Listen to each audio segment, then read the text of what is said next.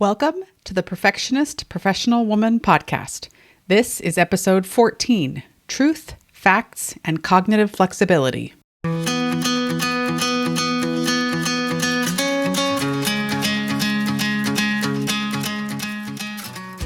I'm Carrie Martinez. I'm a wife and mother of 3 children and 3 bonus children. I'm also a certified life coach and a member of the Church of Jesus Christ of Latter-day Saints. For a good portion of my life, I equated perfection with happiness and success. I thought that striving to be perfect and do things perfectly was the key to feeling happy and to being successful.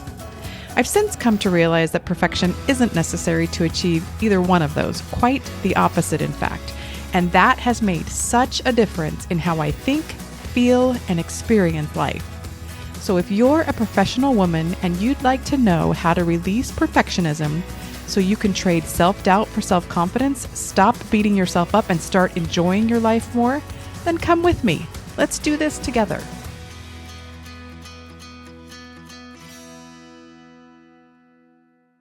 Hello. If you're new to the podcast, welcome and thanks for listening today. If you've been here before, welcome back. I'm honored and amazed and grateful that you're choosing to spend a few minutes with me, so thanks for tuning in. In this episode, I want to go a little deeper into some things I touched on last week, which are truth and facts, and I want to talk about those in relation to a concept from psychology called cognitive flexibility. In saying that, I realize it might sound a little abstract and kind of dry for a podcast topic, so let me explain why it's actually not, why this episode is worth your time and attention. Let me start with cognitive flexibility. Cognitive flexibility refers to the ability to switch your thinking and your actions. It can be switching between thinking about different concepts, like going from one point of view to another, or it can be switching between tasks or behaviors, like going from typing an email to preparing a presentation outline. The more cognitively flexible you are, the better you're able to respond to and handle changes in your environment. Cognitive flexibility is associated with higher levels of creativity, resilience, quality of life, and even reading ability. So having cognitive flexibility is a good thing. It's a great thing, and it's more useful and helpful than its opposite, which is cognitive rigidity. One article I read on the BetterUp website compared the difference between cognitive flexibility and rigidity to the difference between water and ice. Water is able to flow in different patterns and directions. It can adjust its course to flow around rocks and other obstacles it encounters. Ice, on the other hand, isn't able to do that. When ice encounters an obstacle, it butts up against it and stops. So if you have cognitive flexibility, you're more able to find options to flow around obstacles you encounter. If you're cognitively rigid, however, you'll encounter obstacles and remain stuck. So we want to be cognitively flexible. And doing things to increase our cognitive flexibility will enhance our ability to solve problems. It will increase our creativity and resilience. And all of that will enhance our overall quality of life.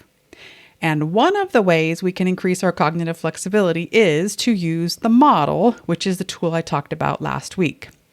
So let's talk about how you can use the model to help increase your cognitive flexibility. If you recall, there are 5 lines or sections of the model, and those are circumstances, thoughts, feelings, actions, and results. I'm going to focus today on just the first 2 lines, circumstances and thoughts. If you recall, circumstances are things that are factual. They're not up for debate or interpretation. They could be proven in a court of law, and everyone on earth would agree on them. Circumstances are things like the current temperature, the exact words someone said, a person's height or weight, the amount of money in someone's bank account, and the current price of a particular stock. Thoughts are not factual. They can't be proven in a court of law. They are subjective and up for debate or interpretation, and not everyone would agree on them.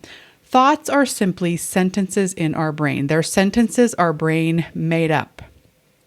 Thoughts include statements like, "It's hot outside," "Working full-time and raising children is hard," "I have too much to do," She's nice, I'm a failure, and chocolate is amazing. Circumstances are facts or factual, thoughts are not. Now, does that mean only circumstances can be true? Does that mean thoughts can't be or are not true? And I want to play with this idea of truth for a minute. We tend to equate truth with facts, right? We often consider truth and facts to be synonymous. So if something isn't factual, we might infer it's not true. But I don't think that's the case, at least not all the time, and I want to push back on that idea a little bit. I think both circumstances and thoughts can be quote unquote true, even though thoughts aren't factual. So let's think about what we mean when we say something is true. As a child, I understood truth to be something absolute and universal. It was very black and white, very concrete. Something was either true or not, like a light switch being on or off. I learned the difference between truth and lies and that I shouldn't lie. To my young brain, anything that wasn't true was a lie. And if I knew something to be true and you didn't agree, you must be wrong or lying. Those were the only two options for me. And that kind of thinking isn't unusual in children. Children's brains are normally very concrete and egocentric like that. When I was younger, I also understood truth to be something consistent, unchanging, even eternal. If something were really true, it would be true forever, regardless of if someone believed it or not. Like gravity. You can say you don't believe in it, but if you walk off the edge of a cliff, the truth of gravity is still going to cause you to plummet to the earth. As I got older, my understanding of truth began to change. I started to notice that truth could be subjective and conditional due to things like situational blindness. If you're familiar with the Indian fable, The Blind Men and the Elephant, you know something about this. In the story, 6 blind men attempt to learn what an elephant is by touching one. One man feels the elephant's leg and says the elephant is like a tree. Another feels the trunk and says the elephant is like a snake. Another feels the tusk and says the elephant is like a spear. Another feels the ear and says the elephant is like a fan. Another feels the side of the elephant and says it's a wall. And the last man feels the tail and says the elephant is like a rope. Each man gives a true account of the elephant, but none has a complete picture. And sometimes it's like that for us when we're not able to see all aspects of a particular situation. I remember when I transitioned from a classroom teacher into more of an administrative role at a school site, my perspective on supply budgets, state testing schedules, and a number of other things changed quite a bit. As a classroom teacher, I wasn't able to see those things through a school-wide lens. My eyes were opened a lot, though, once I left the classroom and started working with the entire staff. Another similar shift happened when I transitioned from the school site to the district office. I saw things from a much broader perspective when I began working with staff from many schools and district departments. And all of a sudden, certain district policies made sense that had been baffling and even irritating before. So often we don't know what we don't know, and that affects what is true for us. There's a quote I really like from Dieter F. Uchtdorf that relates well to this. He said, "Sometimes questions arise because we simply don't have all the information, and we just need a bit more patience. When the entire truth is eventually known, things that didn't make sense to us before will be resolved to our satisfaction." Now, he said that in a religious context, but I found it to be true in pretty much every area of life. Sometimes what is true for us changes as part of our evolution, growth, and learning. For example, for hundreds of years, humans knew the Earth was flat and that the sun revolved around it. We now know the Earth is mostly spherical and it revolves around the sun. Similarly, it used to be true that space travel and instant communication with someone hundreds of miles away weren't possible. Now it's true that both of these are possible. Lastly, our understanding of what is true is also impacted by our life experiences. A child that grows up in a loving, nurturing home will have a very different understanding of what's true about families from one that grows up in an abusive home. What's true about personal safety will be very different for someone who's been bullied and physically attacked than it will be for someone who hasn't had those experiences. What's true about risk-taking will be different for someone who's been punished for failing than it will be for someone who was encouraged to fail to learn.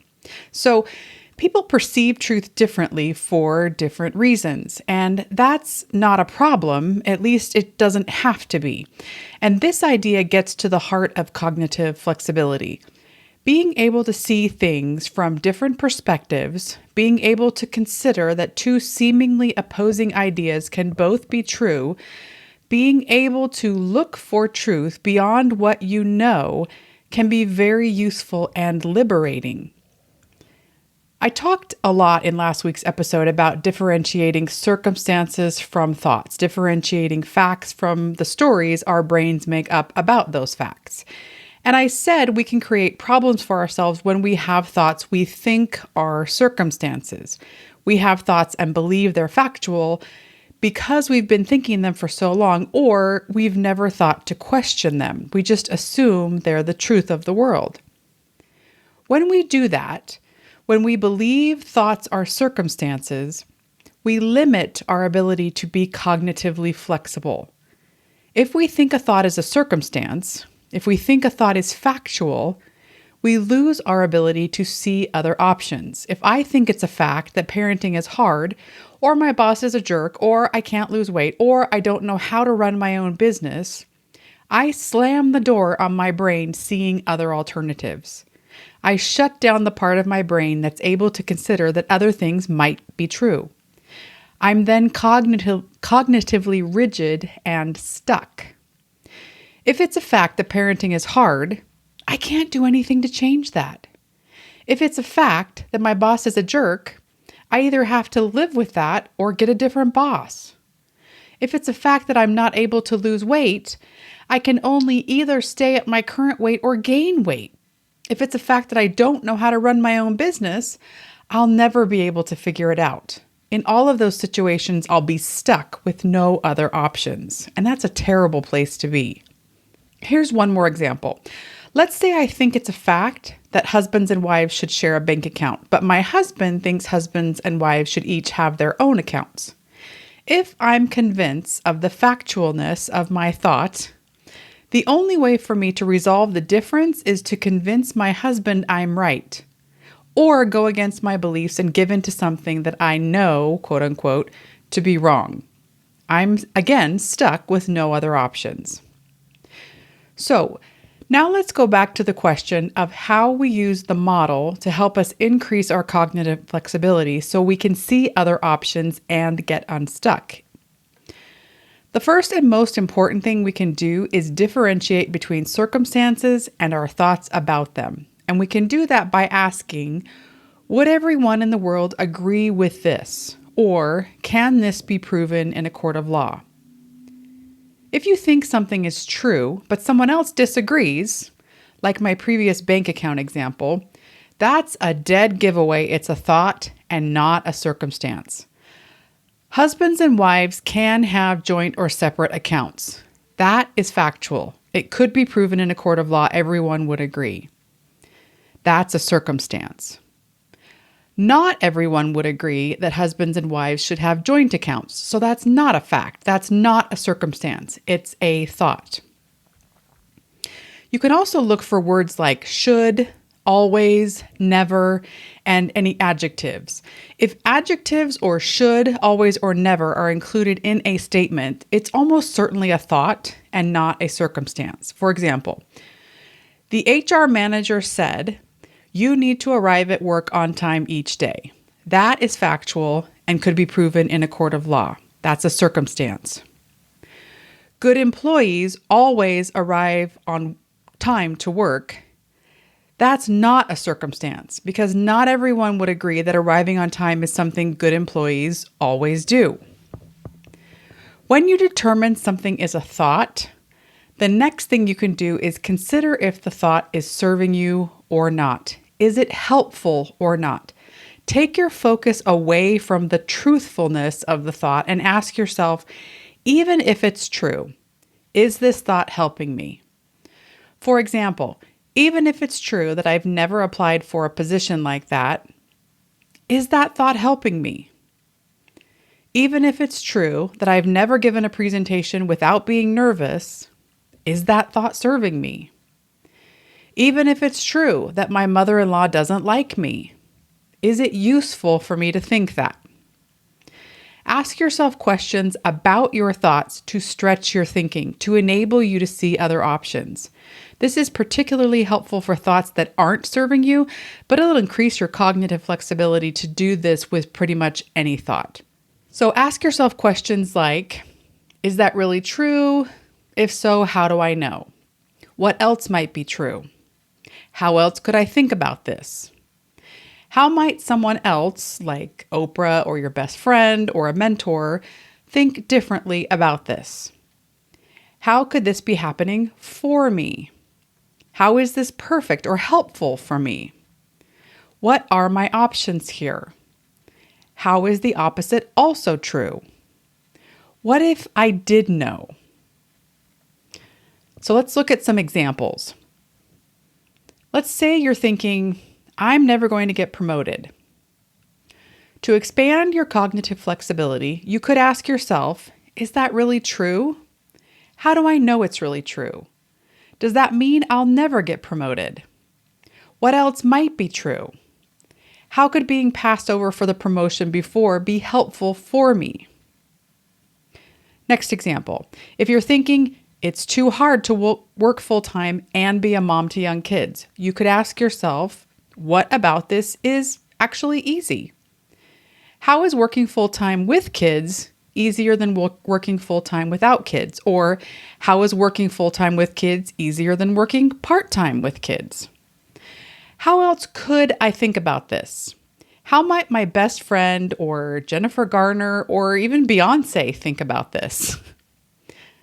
Last example, if you're thinking, I don't know how we're going to get this project done on time, you could ask yourself, what if I did know how we could get this done on time?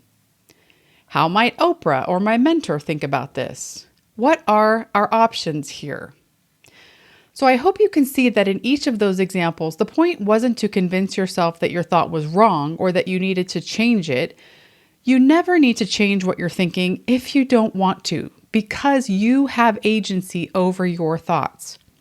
If you recognize a thought isn't serving you, though, you might want to change it. And asking yourself those kinds of questions can help you do that by helping you expand your perspective and see what else is possible.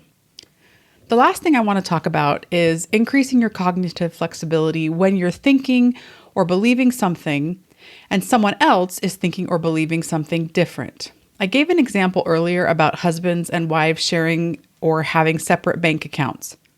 If I'm convinced of the factuality of my belief, the only way to resolve the difference is to convince my husband I'm right or abandon my truth and go with something I believe to be wrong.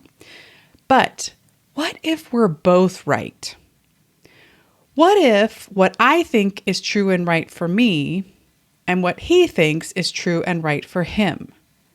Being cognitively flexible in this situation is allowing for and accepting both truths, both viewpoints. Our brains are always trying to conserve energy, so their default is always to simplify situations with this or that type thinking.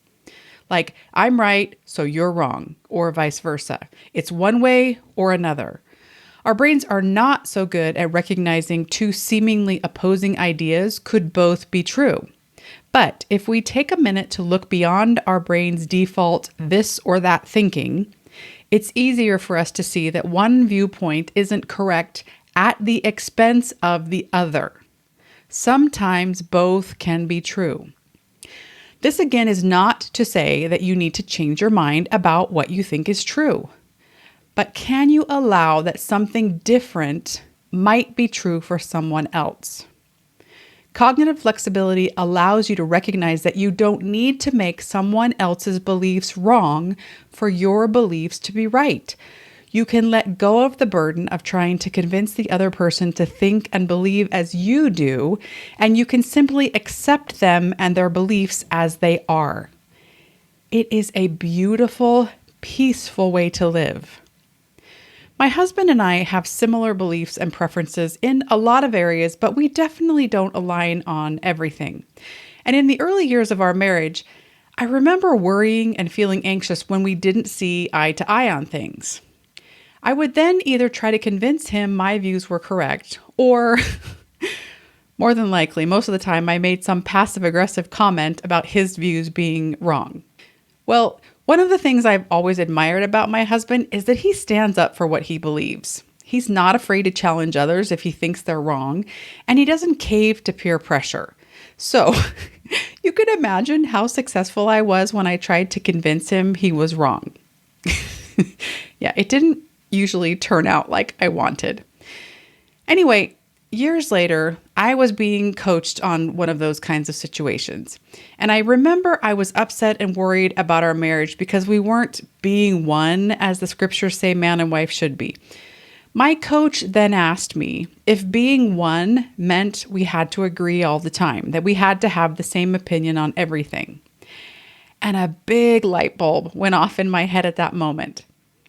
I realized, of course, we don't need to have the same opinions about everything. Of course, we don't need to agree all the time. We can absolutely have different opinions and still have a healthy, successful marriage. So ever since then, when we have differences of opinion, it's much easier for me to accept it and not make it a problem. I just remind myself that it's possible we're both right. And it's okay that we see the world differently. It's actually a beautiful thing that we do. Okay, one more story. This one is work-related. Throughout my years working at the district office, I helped train teachers and administrators on a variety of programs and systems. My school district was fairly large. It had more than 50,000 students and more than 2,000 teachers and administrators. So anytime we did district-wide training, it involved hundreds up to thousands of staff. Sometimes we'd train people at their school sites, sometimes we'd train them at the district office, and when COVID hit, we started training completely online. It didn't matter what we were training on, where or when we did the training, what refreshments we served, which icebreakers we used, whether we did sit and get or hands-on style, there were always people that loved the training and some that hated it. There were those excited to use the programs and those that thought the programs were a waste of money and time. There were those who wanted to collaborate and learn more, and those who couldn't wait to leave anytime we had a break. The majority of people were in the first camp, but there were at least a few that disagreed with or weren't happy about what we were doing. When preparing for a training, my team and I would look for ways the various staff could use the programs to be more efficient and effective in their roles, and then we'd incorporate that in the training. We'd share the value and benefits we saw in the tools and how we would use them if we were in their shoes. There were some things we didn't care for in each program, and some things drove us a little nuts, but no program is perfect, and we tended to think the benefits outweighed the drawbacks of each one. When people didn't share our view, though, I'd feel anxious and try to convince them to see it my way. It rarely worked, and in fact, many times I'd interpret their rejection of a particular program as a rejection of me, and that was pretty painful. At the time, I didn't realize that's what I was doing. After I started getting coached, though, I realized it was okay for others not to feel the same way about these programs, and their different opinion had nothing to do with me and my personal worth. It was okay they didn't like the program and didn't want to use it. I could teach them about the program. I could talk to them about their needs and share how the program could help with those. I could tell them how I thought the program would help them do their job faster and better, but in the end, the choice was up to them. I realized I didn't need to carry the burden of trying to convince everyone to see things my way. And let me tell you, recognizing that and finally releasing that burden was such a relief. All right. I hope you found all of that helpful and that you can see the benefit of increasing your cognitive flexibility. Using the model and getting coached has really helped me increase my cognitive flexibility, and that's made such a difference in how I experience life. I am much more calm. I don't freak out when other people are upset or have different opinions from me. I'm less nervous talking to other people because I'm better able to see different perspectives. I don't get upset as much by the little things that happen, and I'm much more confident in my ability to just handle life. It didn't happen overnight, and I'm continuing to work on it, but I will say the time and energy I've invested has been completely worth it. If you want the same things in your life, I hope you'll give this a try. And if you want me to guide you through, if you want more help, you need to come work with me. Head to my website at carriemartinez.com/schedule and book a one-on-one session with me so we can talk about how you can do that. Okay, see you next week. Thanks for listening to this episode of the Perfectionist Professional Woman podcast. To see show notes and a transcript, head over to carriemartinez.com/podcast. That's KerrieMartinez.com/podcast. And while you're there, click the link to download my free Feel More Confident cheat sheet. If you're a working mother and you'd like to feel more confident in your career and your personal life so you can stop letting fear hold you back, this cheat sheet will help. Have a beautiful week. Ciao for now.